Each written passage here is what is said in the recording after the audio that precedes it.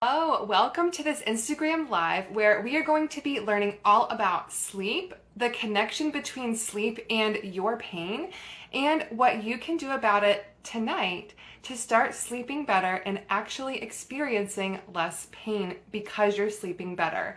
But before we even do that, let me introduce myself in case we haven't met before. Hey there, my name is Corinne. I'm an occupational therapist and I specialize in helping those with chronic hand pain to decrease their pain and improve their function.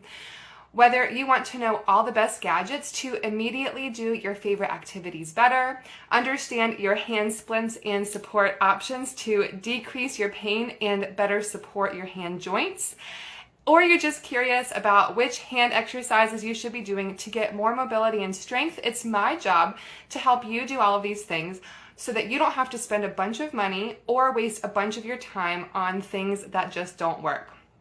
So let's go ahead and get right to it. Getting good sleep matters because getting good sleep can actually influence and decrease how much pain you're feeling in your body. One study found that noxious stimuli and pain disorders interfere with sleep, meaning that your hand pain wakes you up at night. And of course it does. I know who I'm talking to. I know that you've experienced that before, that your sleep has been disturbed because of your hand pain. But that's also not the full picture. It actually works in the reverse way too. The study also found that disturbances in sleep also contribute to your experience of pain. Another study found that sleep impairments reliably predict new incidents of and exacerbations of chronic pain. So it found that sleep impairments are a stronger, more reliable predictor of pain than pain is of sleep impairments. Meaning that if you're sleeping poorly, that is more likely to increase your pain rather than your pain make your sleep worse or wake you up at night. Findings from this study also suggest that sleep disturbances might impair a key process in the brain and the body that contribute to the development and the maintenance of your chronic pain. There was a systematic review of studies about sleep and pain, which was conducted in 2019, and this found they reviewed hundreds of studies. And what they concluded was that the majority of people who live in chronic pain experience poor quality sleep. In fact, it's been estimated that those with chronic pain are 18 times more likely than their pain-free counterparts to meet the clinical criteria for the diagnosis of insomnia. So all of this is to say that compelling evidence actually suggests that poor sleep is a greater driver of worse pain rather than vice versa. So we might often think, oh, like I didn't sleep well. It's really because like my chronic pain in my hands or wherever else is waking me up. But it's kind of like the chicken or the egg question. And there's a lot of new research now saying that your poor sleep increases your pain, which can then also make your sleep worse. So it's sort of like this cycle that is very unhelpful. So today I really wanted to focus on what we OTs call sleep hygiene, meaning how can you improve the way that you are sleeping so that you can then experience less pain. There's so much to say about splints and like a good routine at night to decrease your hand pain, and that will be for another live, but this focus is really on just how to improve like the quality of anybody's sleep. So number one, cut your screen time. The National Sleep Foundation recommends that you should stop using electronic devices such as cell phones or TVs at least 30 minutes before bedtime. Instead, grab that book that's been tucked away on your nightstand and start reading it before bed. Number two, only use your bed for the 3 S's: sleep, sex, and sickness. Everything else, watching television, reading, working, arguing with your partner, mindlessly scrolling through your phone, tablet, or laptop, everything else needs to happen outside of your bed. This concept is actually coined stimulus control by psychologists. So that actually means that you're controlling the activity or the stimulus which your brain is associating with your bed. And this actually works really well.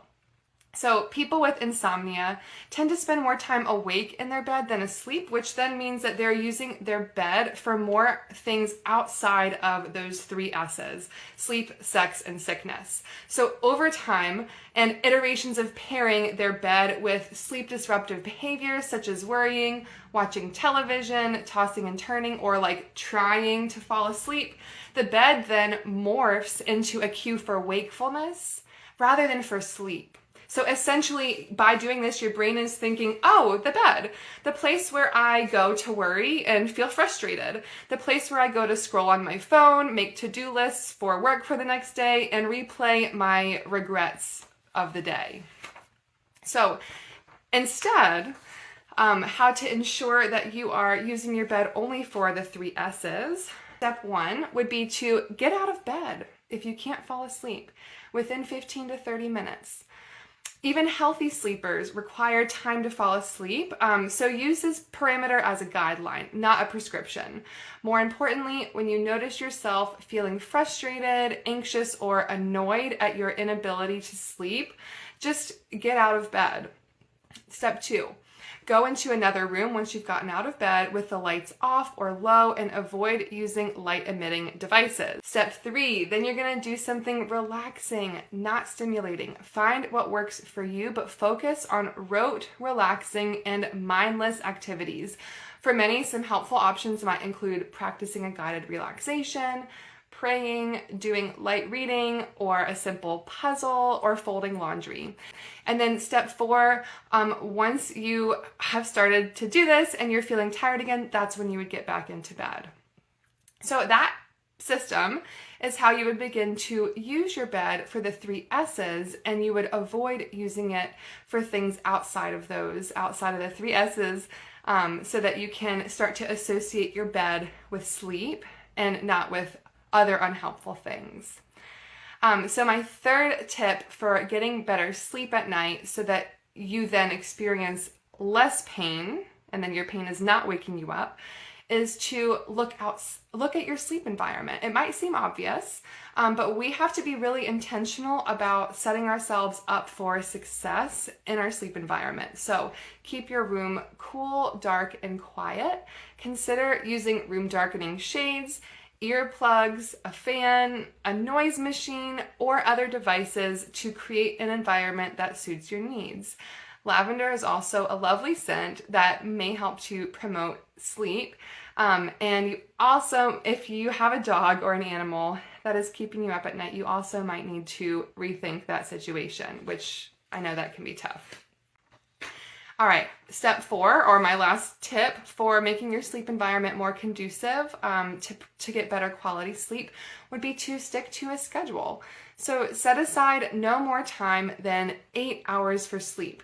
The recommendations for the amount of sleep in a healthy adult is at least 7 hours, but most people don't need more than 8 hours in the bed to feel well rested or to be well rested. So more sleep is not always better, but you know your body best, and by this point you probably know like how much sleep is healthy for you.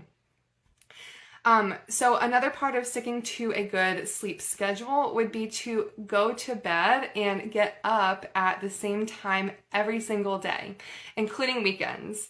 So being consistent reinforces your body's sleep-wake cycle. If you don't fall asleep within about 20 minutes of going to bed, then leave your bedroom and do something relaxing. Go back to that tip 2 with the 4 S's that we talked about, where you are basically trying to let your body to be more tired before you get into bed, because we don't want our bed to be associated with being awake. That can then promote more insomnia. So if you don't fall asleep, again, within 20 minutes or so, you're going to leave, go do something relaxing, and then go back to bed when you're tired. And then repeat this as needed, but continue to maintain your sleep schedule and your wake up time.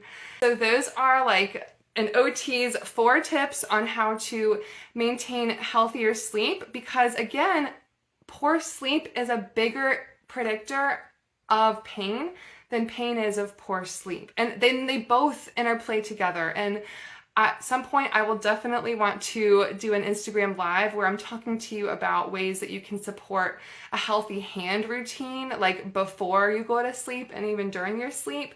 But I just really wanted to focus on setting your quality of sleep up well, so that you can start to experience less pain. So my challenge is tonight, when you go to bed or before you go to bed, prepare yourself, if you have a hard time with sleep, to try out one of these 4 principles and let me know in a message or in the comments which one you try or which one you would like to try. Have a great rest of your evening, and I hope that you catch some amazing sleep tonight.